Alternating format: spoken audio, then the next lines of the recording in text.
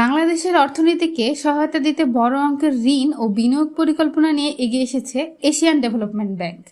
চলমান অর্থনৈতিক চাপ মোকাবেলা এবং দীর্ঘমেয়াদী প্রবৃদ্ধি নিশ্চিত করতে বাংলাদেশকে নতুন করে সহায়তার আশ্বাস দিয়েছে সংস্থাটি।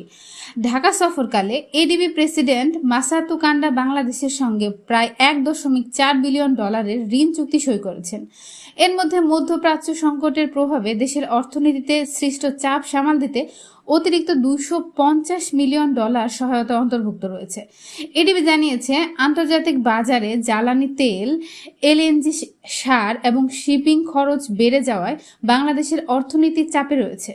একই সঙ্গে উচ্চ মূল্যস্ফীতি এবং ব্যাংকিং খাতের অস্থিরতা উদ্বেগ বাড়াচ্ছে।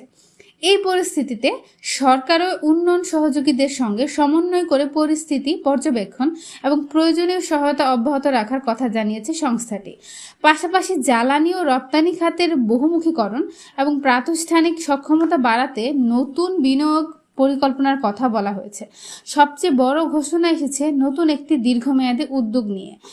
Integrated growth network development initiative নামে এই কর্মসূচির আওতায় আগামী 5 বছরে বাংলাদেশকে মোট $5 বিলিয়ন সহায়তা দেওয়ার পরিকল্পনা করেছে এডিবি। অর্থাৎ প্রতি বছর প্রায় $1 বিলিয়ন করে অর্থায়ন করা হবে। এই অর্থ ব্যবহার করা হবে বিনিয়োগ বৃদ্ধি, কর্মসংস্থান সৃষ্টি, যোগাযোগ ব্যবস্থার উন্নয়ন এবং দেশের বিভিন্ন অঞ্চলে সুষম অর্থনৈতিক প্রবৃদ্ধি নিশ্চিত করার কাজে। এছাড়া মধ্যমেয়াদে বাংলাদেশের জন্য এডিবির বার্ষিক সার্বভৌম সহায়তা প্রায় 20% বাড়ানোর পরিকল্পনাও রয়েছে। ফলে বর্তমানে বছরে প্রায় $2 বিলিয়ন সহায়তা বেড়ে $2.4 বিলিয়ন পৌঁছাতে পারে।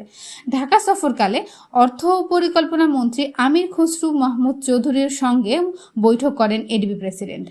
বৈঠকে অর্থনৈতিক সংস্কার, বৈদেশিক অর্থায়ন, বিনিয়োগ এবং সরকারের অগ্রাধিকার খাতগুলোতেও সহযোগিতা নিয়ে আলোচনা হয়। এদিকে দেশের শীর্ষ ব্যবসায়ী নেতাদের সঙ্গে বৈঠক করেছে এডিবি প্রতিনিধি দল। সেখানে বেসরকারি বিনিয়োগ বৃদ্ধি, পুঁজিবাজার উন্নয়ন এবং যৌথ অর্থায়ন সম্ভাবনা নিয়েও আলোচনা হয়েছে।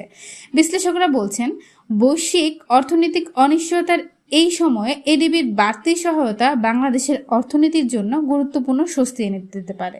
আতিয়া ইবনাত রিফা, ঢাকা চ্যাট।